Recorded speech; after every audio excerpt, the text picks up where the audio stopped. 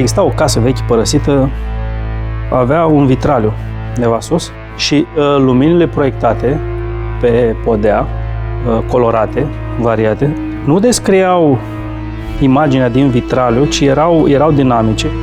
Cumva apăreau în anumite momente ale zilei, în anumite momente ale anului. Apăreau ființe, apăreau oameni acolo, în camera aia. Cum de apăreau, vitraliul făcea legătura cu un univers exterior. Prin imaginile vitraliului care se combinau aici, era un fel de wormhole. Apăreau oameni care căutau drumul, banal. Am găsit corespondența între conceptul de convolută și filozofia construirii lucrărilor mele.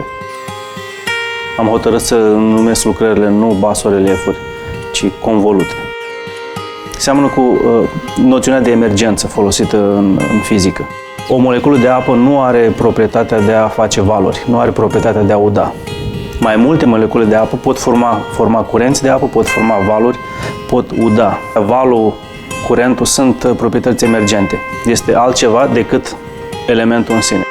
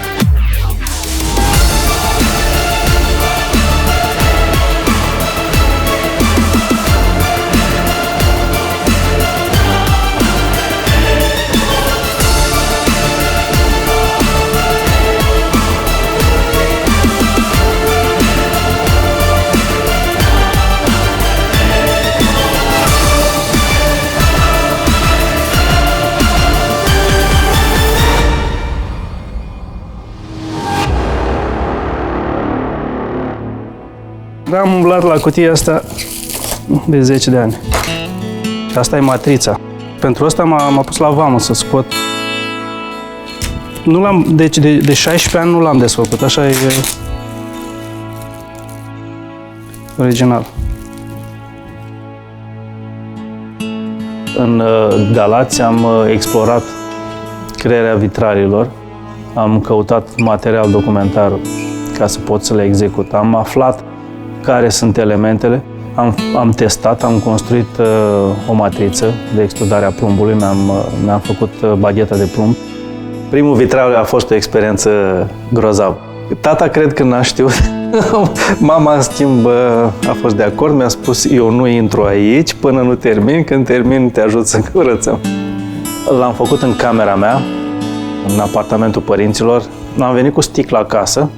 Am venit cu un diamant cumpărat de la Piața Rușilor și am început să experimentez tăierea sticlei. Reușisem să extrudez bagheta de plumb, deci primul succes.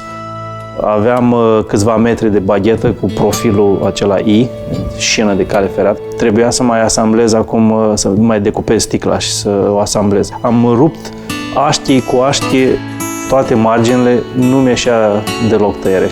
Cu bucata aia mică, câteva ochiuri asamblate, legate cu sârmă, cu bagheta de plumb, cu ea am mers și am arătat. Iată un vitraliu. Era un lucru teribil, dar a fost o mică bucurie. Ulterior am cumpărat scule, am practicat mai mult cu sticlă transparentă, care era și foarte ieftină, nu scumpă ca cea colorată. Și treptat am învățat cum să fac lucrurile. Când am ajuns în Canada, pe când încă nu vorbeam limba engleză, știam că am două mâini, știu să le folosesc în tehnica vitralului și am găsit o companie nemaipomenită, se numește Tiffany House, care, întâmplare face, avea nevoie de cineva în atelier să execute vitrale. Și am lucrat pentru ei o vreme, am făcut lucrări noi în tehnica folie de cupru. Pe asta nu folosisem în Galați, nu știam, am învățat-o aici. Și am făcut și reparații, am făcut și restaurări mai mulți ani. La Tiffany House, descoperite rafturi întregi, pereți întregi cu sticlă de culori diferite, texturi diferite, transparențe diferite și materiale scului nemaipomenite. Partea de producție de vitrale experimentată în România a fost dificilă, dar mi-a fost de folos că a trebuit să fiu inventiv și am rămas inventiv în continuare. Aici totul a devenit foarte la îndemână, inclusiv manuale de tehnica vitralelor, desene, pattern-uri, se găsesc de toate.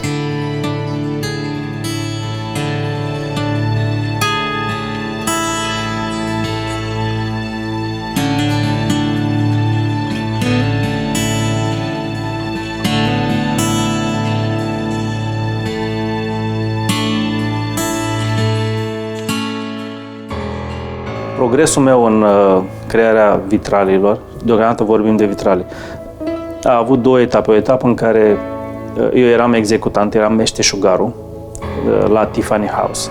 Nu aveam îndatoriri de creativitate. Primeam modelele, primeam culorile, le executam. Trebuia să fii puțin inventiv tehnic, dar nu aduceai nimic din punct de vedere estetic. Iar mai târziu, în 2015, am simțit nevoia să produc ceea ce vreau eu să produc, din punct de vedere artistic. Am găsit ocazia, odată cu colaborarea pe care am făcut-o cu magazinul românesc din Calgary.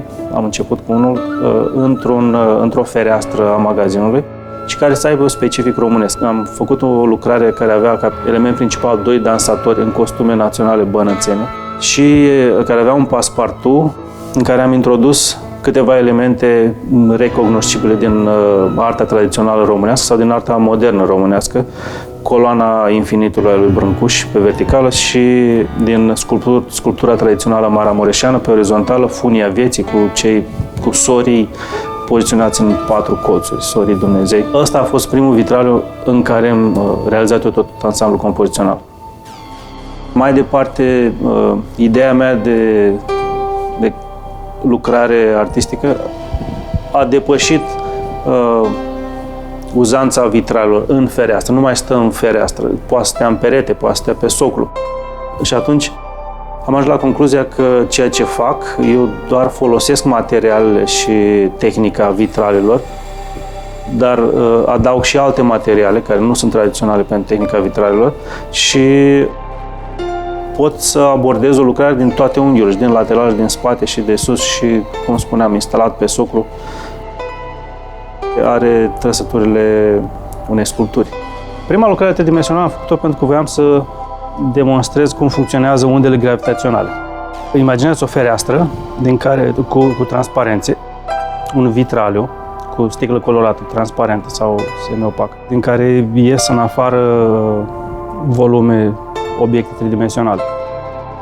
Nu cred că am mai văzut așa un vitral. Arată spectaculos, împrumută din trăsăturile sculpturii, perspectiva, adâncimea, cum te miști puțin, cum obiectele care sunt în față își rearanjează poziția față de cele din spate. Sunt străluciri care apar diferit, lumina pătrunde într-o parte și ajunge prin alte părți ale vitralului și oricum te-ai muta, imaginea se schimbă, este un pic dinamică prin mișcarea ta cât de fină. Pe urmă, prin mișcarea soarelui pe cer, iarăși se modifică imaginea vitralului și strălucirile care apar în diferite puncte din cauza obiectelor tridimensionale. Și mai e un efect care îmi place grozav, apar strălucirile astea, apar punctele focale. Într-o sferă de sticlă, de pildă, lumina pătrunde și este concentrată într-un punct. Tu o vezi pe aia ca o strălucire și irisul tău ce face? Irisul tău se contractă pentru că trebuie să ajusteze la strălucirile cele mai mari. Și atunci tot ansamblu capătă o altă adâncime, devine dinamic. Și eu cred că ăsta e un lucru superb, fantastic, minunat să-l observi. Asta caut, exact ăsta îmi este obiectivul. Să ridic, dacă pot, vitralul la nivelul celorlalte arte. Dar în același timp nu vreau să-l numesc vitraliu. Am depășit faza vitralilor și am ajuns să construiesc lucrări pe care nu le mai pot numi vitrali. Nu sunt basoreliefuri. Basoreliefurile în sine au această dimensionalitate și aduc elemente, împrumut elemente din sculptură. Asta a fost ieșirea mea din vitraliu tradițional.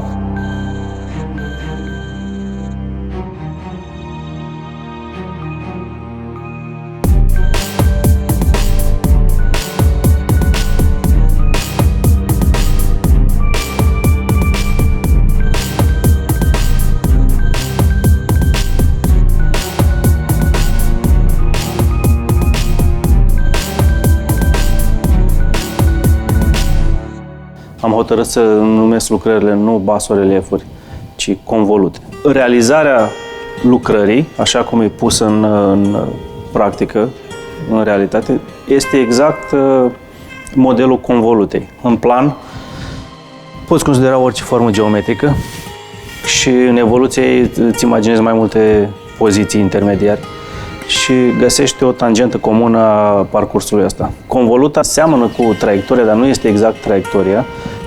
Poate avea un profil mult mai complicat, mult mai sofisticat decât traiectoria. Convoluta nu reiese nici din proprietățile elementului în sine, care urmează traiectoria. Este o rezultantă a celor două, și a traiectoriei și a proprietăților, și mai este și o rezultantă a mediului. Convolutele mele sunt idei, sunt povești asamblate, povești abstracte asamblate. Temele mele sunt cele științifice. Cred că în ultima vreme m-am concentrat mai mult pe asta, m-am lăsat atras de ele foarte mult. Plecând de la știință, ajung la filozofie, ajung și la religie inevitabil. Cred că temele mele în ultima vreme sunt cele legate de dilemele pe care încă le avem și în știință, de controverse, de paradoxurile pe care le avem. Într-un paradox, când ai amândouă posibilitățile reale și totuși ele se contrazic, trebuie să o rezolv cumva. Natura nu funcționează așa. Eu nu știu cum să o rezolv. Și iată, nu știu nici filozofii cum să o rezolve, nu știu nici măcar oameni de știință cum să o rezolve. Și căutarea asta este un lucru formidabil în speța umană. Căutarea adevărului. De asta eu ce propun în lucrările mele nu este neapărat o soluție, ci este momentul ăsta de oprire înaintea verdictului. Mă opresc, observ și rămân în suspensie, rămân cu sufletul ridicat. Unde e adevărul? Îl caut. Sper să-l găsesc cândva, dar până îl găsesc, deocamdată am dilema asta. Rămân cu dilema asta în fața ei și o las să mă influențeze.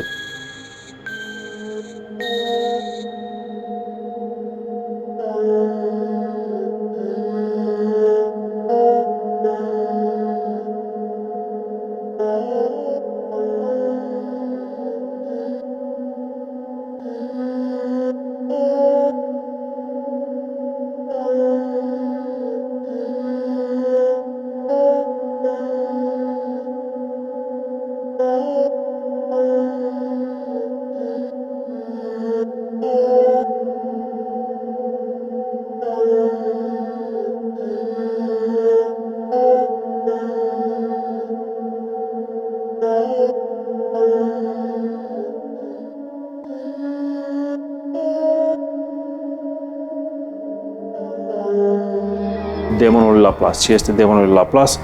El i-a spus vastă inteligență, nu i-a spus demon. Ulterior a intrat în istorie cu numele ăsta. În limbajul istoriei științelor, el este deja consacrat. Eu l-am acceptat și îl folosesc tocmai pentru că nu are relevanță nici negativ, nici pozitiv, are numai relevanța poate luciferică a celui care are cunoașterea, îngerul decăzut. Dincolo de opoziția față de Dumnezeu, el are cunoașterea. Demonul are atributul ăsta, că are cunoașterea. În sensul ăsta îl folosesc în lucrarea mea, nu în sens negativ, nu are conotația asta. Știe exact care sunt mecanismele de funcționare a Universului și știe cum cauza creează efectul pe baza acestor mecanisme, a legilor intrinsece ale Universului. Și odată ce el știe care sunt legile și știe care este starea lucrurilor la un moment dat, poate merge înapoi în timp sau în viitor. Toate lucrurile se derulează fără posibilitatea să apară întâmplarea. în niciun fel. Tot ceea ce spunem, tot ceea ce facem, ce gândim, este rezultatul cauzelor anterioare. Nu avem liber arbitru. E grav, nu avem liber arbitru. Cum facem? Cum trăim cu ideea asta? Asta e marea dilemă a lucrării mele. Ce ne facem cu liber arbitru? Unde îl scoatem? Pentru că mi-e greu să renunț la el. Ăsta e mesajul lucrării. Observ cele două contraste și rămân puțin în consternare. Cum e posibil? Caut să aflu soluția. Încă n-am găsit-o. Dar asta nu mă obligă să mă grăbesc și să aleg pe una sau alta, pentru că acum îmi provoacă neliniște. Neliniștea asta e bună.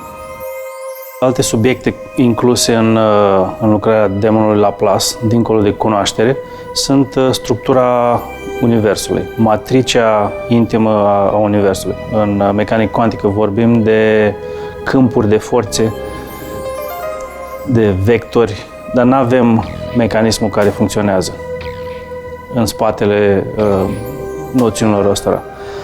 Vorbim de quantum tunneling, vorbim de superpoziții, vorbim de gravitație și deși ele sunt puse în formule de Einstein și de mai simplist de Newton, totuși mecanismul care determină funcționarea pe baza formulelor ăstora nu-l cunoaștem.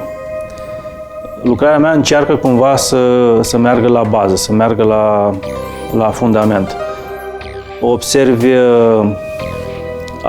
arcul acela compus din structuri tot mai ample și tot mai sofisticate. Inițial, geometria lor este neregulată. Spre final, ea devine regulată. Este cunoscut în mecanica cuantică că există particule virtuale, că există o energie a vidului, care apar pentru fracțiuni foarte scurte de timp, mai scurte decât sunt capabile echipamentele să le detecteze, dar efectele lor sunt observate, iar teoria le prezice. Cumva, lucrarea mea vorbește despre asta, arată cum se coagulează astfel de forțe sau de particule, nu doar subatomice, ci virtuale, cum găsesc condiții să se configureze și până la urmă capătă o structură organizată și când capătă această structură organizată rămân ca formă de materie și se comportă conform principiilor materiei. Asta este parabola care se observă în creștere și către forme tot mai structurate. Iar în capăt am instalat un mecanism care seamănă a ruletă. Este cel către care se îndreaptă într-o voltă spectaculoasă, acrobatică, demonul, el însuși fiind constrâns să funcționeze într-un sistem deterministic, caută ieșirea și ruleta aceea simbolizează șansa, întâmplarea. Ruleta aceea încearcă în lucrarea mea să aducă șansa chiar în universul ăsta deterministic, dar rămâne întrebarea, e posibil? Ruleta aia oare nu funcționează și ea pe baza unor principii cauză-efect, unde reușește demonul să facă, sau reușește demonul să facă introducerea asta a întâmplării. Aș vrea să o găsesc. Nu știu dacă știm unde este. Când ne uităm la nivel macroscopic, la nivel multicelular, al organismelor multicelulare sau la nivelul organismului uman, unul dintre cele mai sofisticate, incluzând creierul, conștiința sau gândirea abstractă sau viața socială. Aici observăm elemente care sunt greu de stabilit deterministic. Există mai multe observații științifice care ne spun că nu putem cunoaște cu precizie maximă toate informațiile necesare despre o particulă subatomică. Asta, încă o dată, nu înseamnă neapărat că nu știm, că nu se întâmplă lucruri deterministice acolo. Ne pare doar, ne pare. Plecând mai departe, pe scară ierarhică, de la particule subatomice, la atomi, la molecule, la chimie, la biologie, la social, deja pierdem firul, nu mai știm să facem din etapă în etapă progresia asta logică, ce determină ce. Și observăm la scara noastră fenomene cărora nu le știm cauza. cred că demonul, cu formula lui imensă, probabil că are o formulă matematică uriașă care descrie universul, poate eventual să găsească cauza între elementele astea pe care le observăm la nivel social. Dar nu o să știm niciodată formula asta, este mult prea complicată.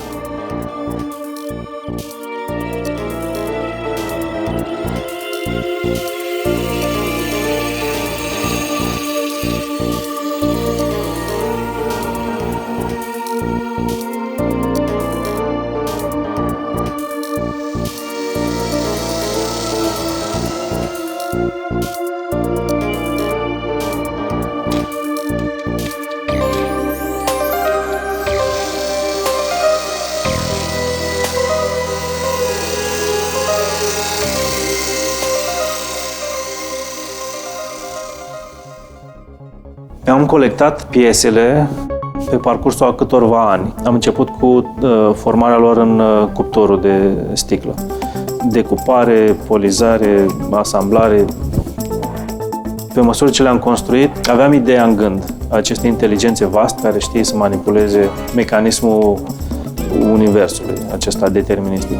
Și pe măsură ce îmi colectam piesele, aveam în același timp o idee vagă despre cum ar trebui să arate compoziția și aveam la îndemână niște materiale pe care le găseam și le observam sau le selectam dacă pot face parte din compoziția pe care aveam să o creez ulterior.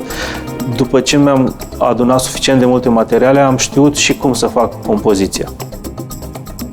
Deci atunci când ai toate elementele asamblate sau semi-asamblate, dar le ai la îndemână și le vezi pe toate cum încep să funcționeze între ele, partea asta în care formezi desenul mi se pare cea mai grozavă, formezi modelul, mi se pare cea mai grozavă. După ce ai format-o și ai trasat cu tuș definitiv toate liniile, după aceea devine un meșteșug. Dar până aici, toate liniile, toate elementele care intră acolo, trebuie să aibă o logică. Nu sunt la întâmplare, trebuie să aibă o conexiune cu celălalt, cu înțelesul elementului celălalt. Și partea asta e foarte dinamică și cu cât elementele sunt mai interconectate, cu atât îmi dau seama că povestea este mai bine spusă, e mai închegată. Convoluționism. Conduc toate ideile astea, conduc către o tangentă comună, un profil comun. Mi-e greu să spun dacă, alegând un material acum 3 ani, știam exact unde se va situa el, dar dădeam seama că are cumva atribute care se potrivesc cu povestea pe care vreau să o spun în final. Și când am avut suficiente materiale, am făcut desenul. După aceea, etapa a treia, elementele estetice. Și cu aranjarea lor în pagină, într-o logică estetică și cu culorile asociate și cu textura asociată.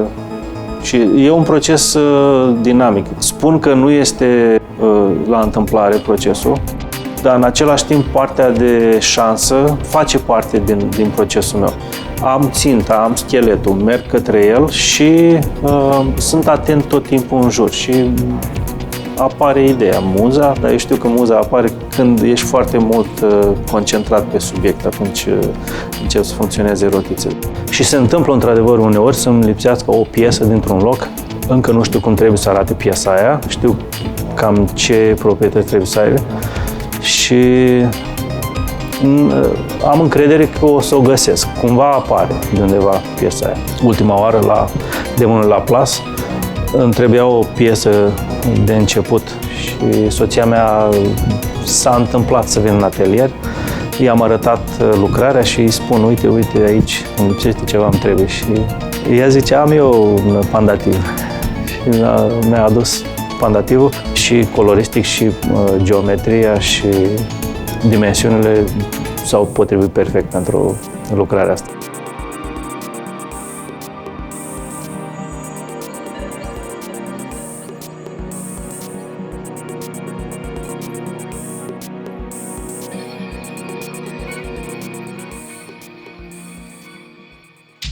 Sticla pe care am ales-o are de a face cu lumea subatomică.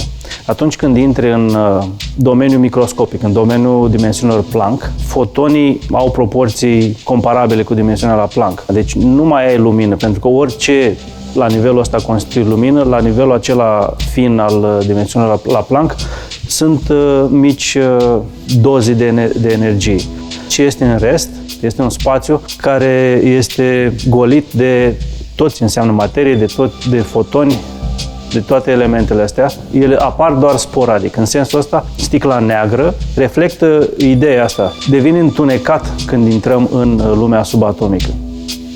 Fotonii sunt mai mari. Dacă noi suntem mai mici decât fotonii, atunci nu mai e nimic altceva care să ne lovească retina și să ne arate ce se află împrejur. Sticla e opacă, nimic nu vine de la o sursă de lumină care se află în partea cealaltă a lucrării și atunci imaginea care se formează este mai mult o imagine mentală, mai puțin o imagine colorată, o imagine obișnuită ca cea pe care o vedem.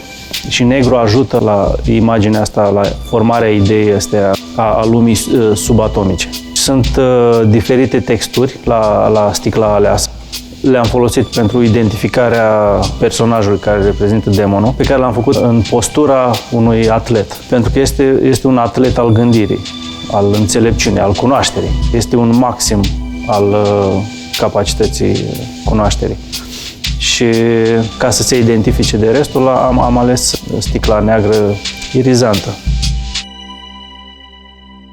Mai sunt câteva zone deasupra capului demonului, unde textura coboară, are câteva linii, sunt destul de dificil de observat, dar sunt verticale și alea sugerează matricea. În filmul Matrix exista un program care stătea în spatele vieții și a oamenilor și a civilizației, așa cum o cunoaștem, cum o observăm. Deci, cumva sugerez același lucru. În spatele acestui demon, în spatele tuturor obiectelor care deja încep să se înfățișeze, există o structură a proprietăților acestui spațiu. Proeminențele acelea care se termină cu o mică bilă albastră au la bază, în planul de fundal, au un picior și un vârf care se înalță pe diferite înălțimi. Alea reprezintă cumva unda de probabilitate. Extraordinar. Schrödinger, ecuația lui Schrödinger, undă de probabilitate. Un electron nu se află într-un loc, ci se află și se deplasează, se manifestă conform unei unde de probabilitate. Amplitudinea maximă a undei de probabilitate este undeva în centru, dar el poate fi în mai multe locuri în același timp. De aceea sunt proeminențele alea, inclusiv ideea asta a undei de probabilitate este inclusă aici și ea are o progresie temporală și la un moment dat se manifestă în formă de materie, rămâne probabil prin interacțiune. Teoria clasică spune că materia colapsează.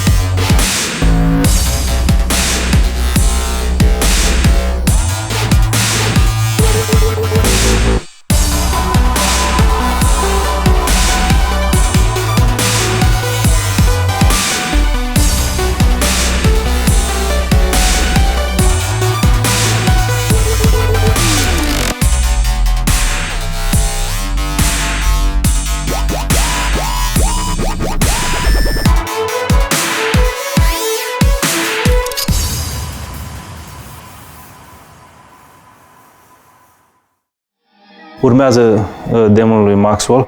Am început, de fapt, cu demonul lui Maxwell. Am vrut să fac prima oară lucrarea asta și colectam material și pe măsură ce găseam material, găseam și un tip de material care părea să semene altceva și atunci mai aveam și ideea lui Laplace. Pentru mine reprezintă aceeași dilemă care ține de cunoaștere. Încă nu știm structura intimă a Universului, încă căutăm să o descoperim, observăm mecanismele Universului, dar nu reușim să le explicăm în totalitatea lor. E o temă despre care n-aud suficient de mult discutându-se.